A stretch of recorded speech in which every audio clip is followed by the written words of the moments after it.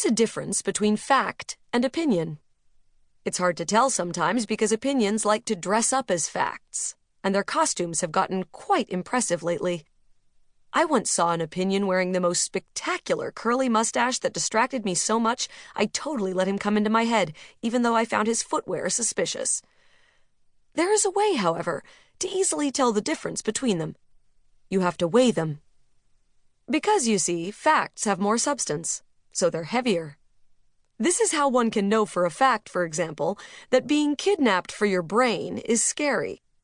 Because when this fact is placed on the scale, man, does it ever tip the balance. There are other facts one can be certain of, like that private planes are cool, that traveling long distances gets boring, and that not knowing where you are going or what's going to happen to you is exhaustingly stressful. And if you don't believe me, just ask Sebastian, who was sitting in his seat and staring out the window of the private jet, feeling precisely all those things. It was odd to feel bored. Not that feeling bored is a rare or weird feeling. It's a very common part of life, after all. But it just felt so strange to feel bored in his particular situation. He should have been feeling terrified, possibly even a little excited, and he knew this because he'd felt those things initially when he'd been snatched out of the Explorers Society headquarters and held captive in a helicopter. But that felt like forever ago now. After flying to the private airport, getting on the private plane, flying over the ocean, and continuing to fly over the ocean, and yet more flying over the ocean.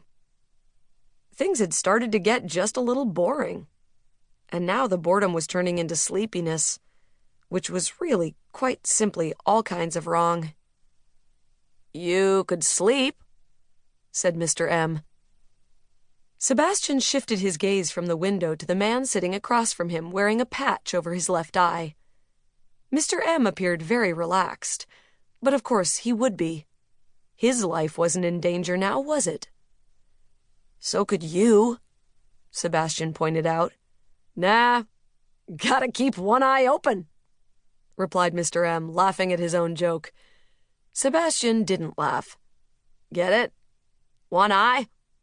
Get it?" Sebastian got it. He just didn't find it particularly funny.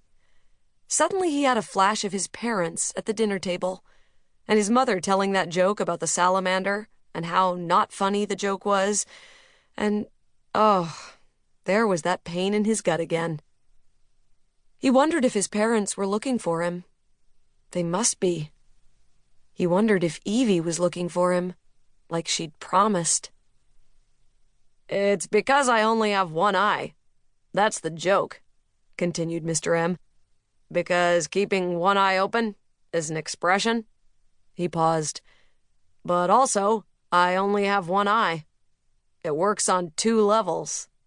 "I get the joke," snapped Sebastian in exasperation. "Whoa, okay. Geez, relax." "Easy for you to say," muttered Sebastian under his breath.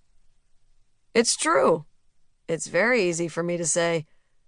I've completed my task. I have the key, which is you." He stared at Sebastian for a moment, and then, as if by way of explanation, "You're the key."